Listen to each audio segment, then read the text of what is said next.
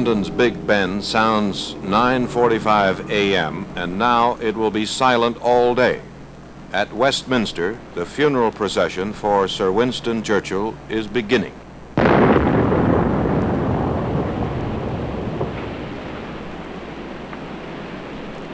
Gun carriage will advance. Slow march!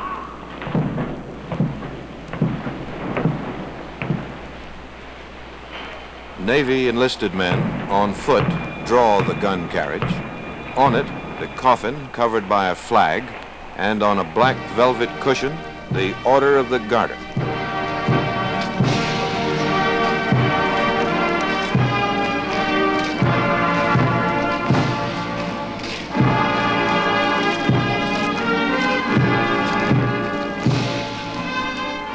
Moving slowly with him toward St. Paul's are all the British military in a solemn and stately half-step.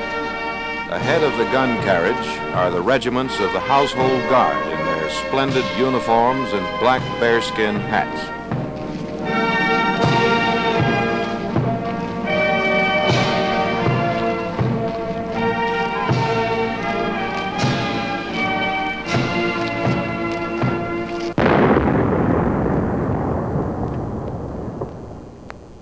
I have nothing to offer but blood, toil, tears, and sweat.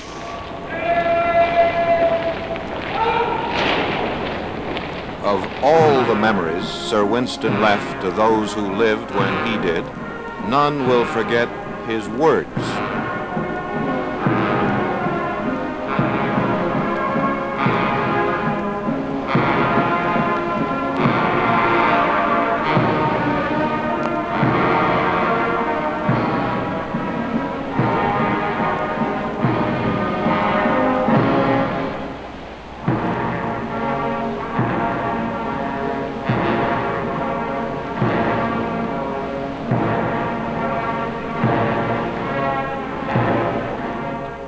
Let us therefore brace ourselves to our duty, and so bear ourselves that if the British Empire and its commonwealths last for 1,000 years, men will still say, this was their finest hour.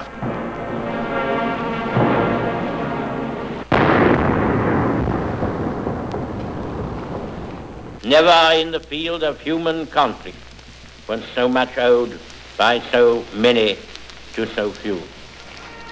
Walking uphill to St. Paul's are the men he referred to, the RAF pilots of the Battle of Britain, who in small and flimsy airplanes in the skies over Britain, vastly outnumbered, drove away the enemy. Now they are marching together, but their unit is small. There were not many left. Now the gun carriage is climbing Ludgate Hill. As it passes, the military guards lining the street bow their heads. Immediately behind, in small town coaches drawn by matched pairs, the women of the Churchill family, Lady Churchill, heavily veiled. As is customary, the women ride and the men walk.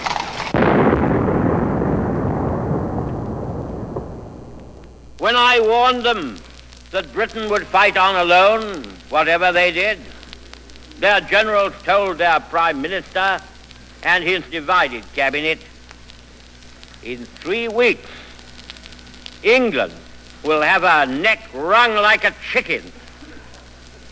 Some chicken.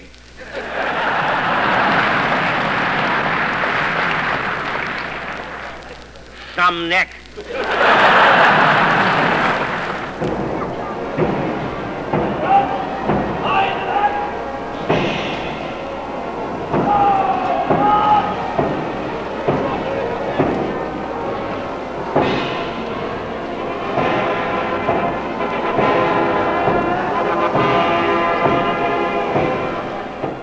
In Washington in 1941, he said in a speech to Congress, By the way, I cannot help but reflecting that if my father had been American and my mother British, instead of the other way around, I might have got here on my own.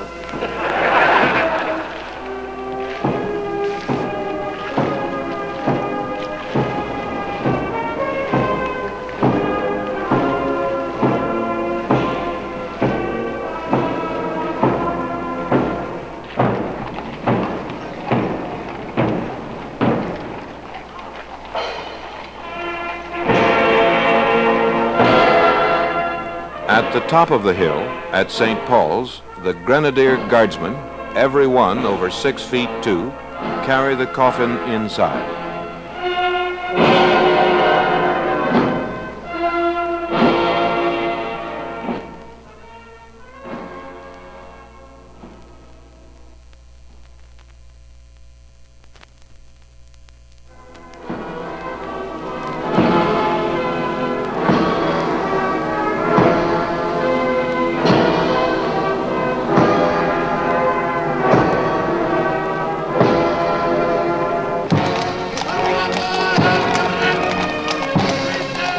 The Queen is there, and so are the kings, queens, presidents, prime ministers, and leaders of 112 countries.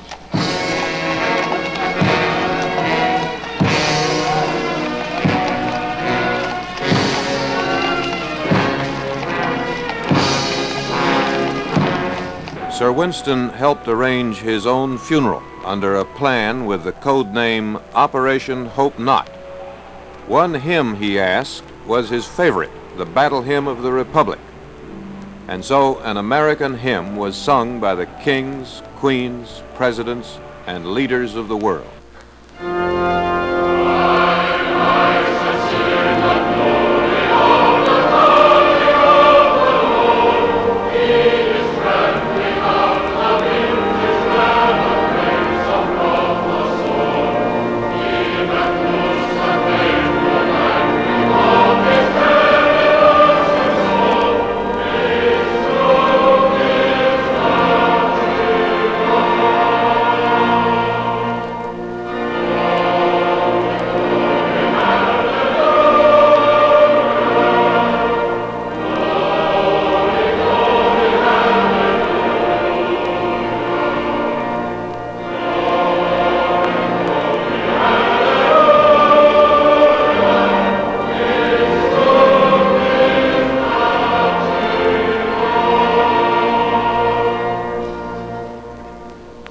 Now this I say, brethren, that flesh and blood cannot inherit the kingdom of God, neither doth corruption inherit incorruption.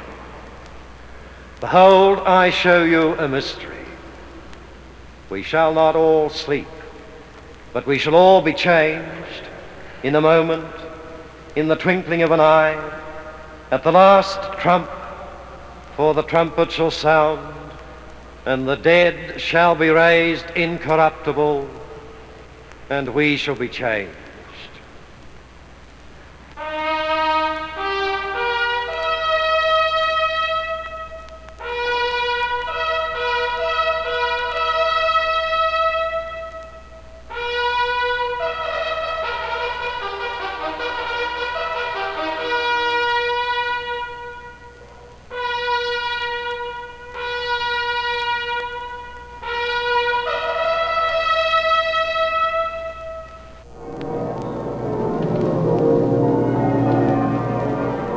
Now the ringing of the church bells, and General Eisenhower speaks a tribute.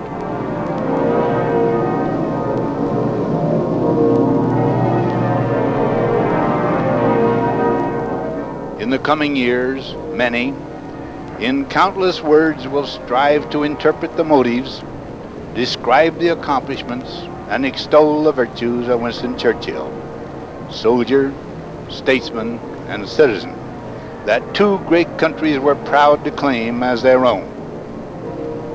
Among all the things so written or spoken, there will ring out through all the centuries one incontestable refrain. Here was a champion of freedom.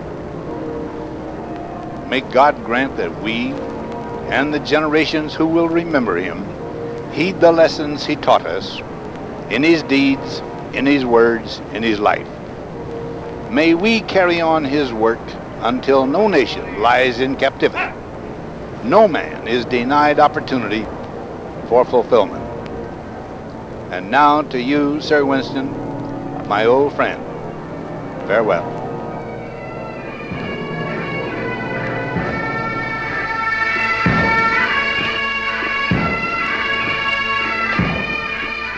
Now the procession moves to a barge on the Thames.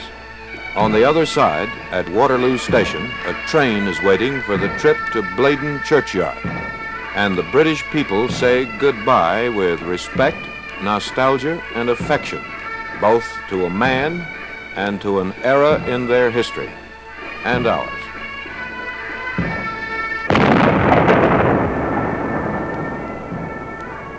Do not let us speak of darker days. Let us speak rather of sterner days. These are not dark days. These are great days. The greatest our country has ever lived. And we must all thank God that we have been allowed, each of us according to our stations, to play a part in making these days memorable in the history of our race.